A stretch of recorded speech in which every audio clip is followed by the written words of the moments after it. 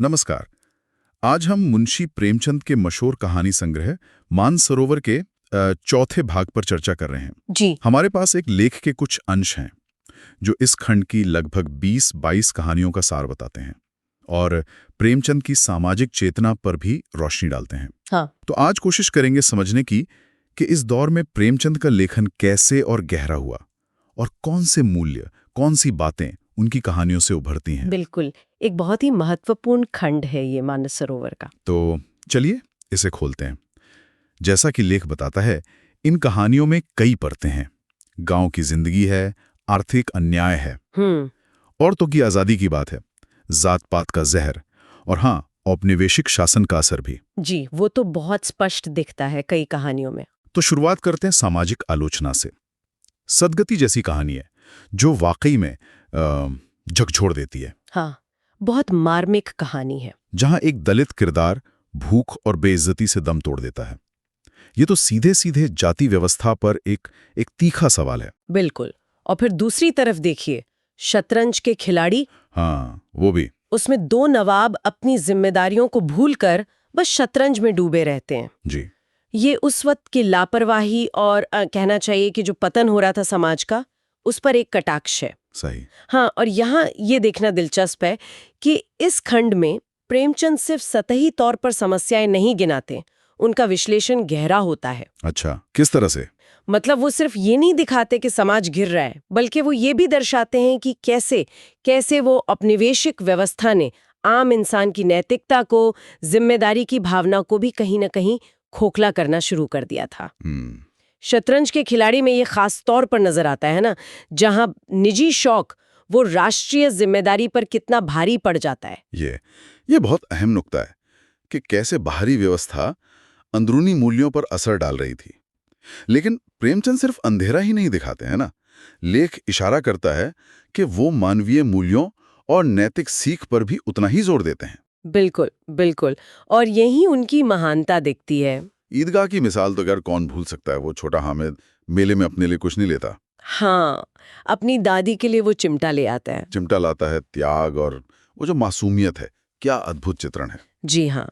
और मूल्यों की बात करें तो ईदगाह का वो निस्वार्थ प्रेम एक चरम है, तो दूसरी तरफ ₹1 या ईमानदार जैसी कहानियां भी हैं। हाँ, उनमें क्या खास है? उनमें दिखाई गई है गरीबी, मुश्किल हालात, लेकिन उसमें भी ईमानदारी पर टिके रहना, आत्मसम्मान को बचाए रखना। अच्छा। तो ये दोनों मिलकर दिखाते हैं कि प्रेमचंद के लिए मानवीय गरिमा कितनी अहम थी, चाहे हालात कितने भी मुश्किल क्यों ना हो। और भी है, जैसे बेटियों का वरदान में त्याग है, सच्ची वीरता में माफ कर देना है, स्वदेश प्रेम में देशभक्ति है, नसीहत में मेहनत की इज्जत। हाँ, ये सब तो है। और ये सब महज उपदेश नहीं है। ऐसा नहीं लगता कि वो भाषण दे रहे हैं। ये कहानियों के ताने बाने में बुने हुए हैं, बहुत सहजता से आते हैं। हाँ, ये बात सही है। यहाँ तक कि शिक्षा का उद्देश्य जैसी कहानी में वो डिग्री से ज्यादा नैतिक आचरण को महत्व देते हैं। ये तो हुई गंभीर सामाजिक और नैतिक बातें। लेकिन क्या प्रेमचंद की कहानियों में सिर्फ यही भारीपन है? मुझे बड़े भाई साहब कहानी भी याद आ रही है। उसमें तो हास्य भी है। हाँ, बिल्कुल। यही तो प्रेमचंद का कमाल है। वो गंभीर बातों के साथ हास्य और व्यंग्य को भी बड़ी खूबसूरती से मिलाते हैं। बड़े भाई साहब में दो भाइयों के बीच पढ़ाई और अनुशासन को लेकर जो नोक-झोंक है, जो स्नेह है, वो दिल को छू लेता है। हाँ, वो बड़े भाई के लंबे चौड़े उपदेश और छोटे भाई की शरारतें। बिल्कुल।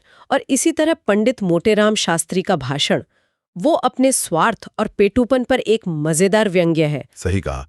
यानी गंभीर मुद्दों पर चोट करते हुए भी वो इंसानियत की उम्मीद और हास्य की गुंजाइश बनाए रखते हैं। बिल्कुल सही कहा। अगर हम इसे बड़े परिप्रेक्ष्य में देखें तो मानस सरोवर के इस भाग में प्रेमचंद समाज की कड़वी सच्चाइयां, जैसे सदगति में जातिवाद, हाँ। इंसानी जज्बातों के उतार चढ़ाव, जैसे नैराश्य कहानी में निराशा से आशा तक का सफर जी। और नैतिक आदर्श जैसे ईदगाह या ₹1 में जी। इन सब का एक बहुत संतुलित और कहना चाहिए कि सजीव चित्र खींचते हैं।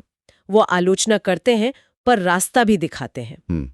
और हास्य व्यंग्य जैसे घर जमाई में भी आत्मसम्मान का सवाल उठाते हैं वो। तो ये हास्य व्यंग्य उनकी बात को और असरदार बना देता है। तो कुल मिलाकर मानसरोवर भाग 4 हमें दिखाता है कि प्रेमचंद कैसे समाज की बुराइयों पर, चाहे वो जातिवाद हो, नशाखोरी हो या अंग्रेजी राज का वो पतनशील असर हो, जी। उन पर बेबाकी से लिखते हैं, लेकिन साथ ही ईमानदारी, त्याग, मानवीय गरिमा जैसे मूल्यों को मजबूती से पकड़ कर रखते हैं। बिल्कुल। उनकी कहानियां सिर्फ गुजरे जमाने का आईना नहीं है, जी। वो आज भी हमें सोचने पर मजबूर करती हैं। हाँ, और यहीं से एक सवाल उठता है जिस पर शायद हम सब सोच सकते हैं क्या सवाल? कि क्या वजह है कि दशकों पहले लिखी गई प्रेमचंद की ये कहानियां आज भी हमें अपनी सी लगती हैं, इतनी प्रासंगिक क्यों है?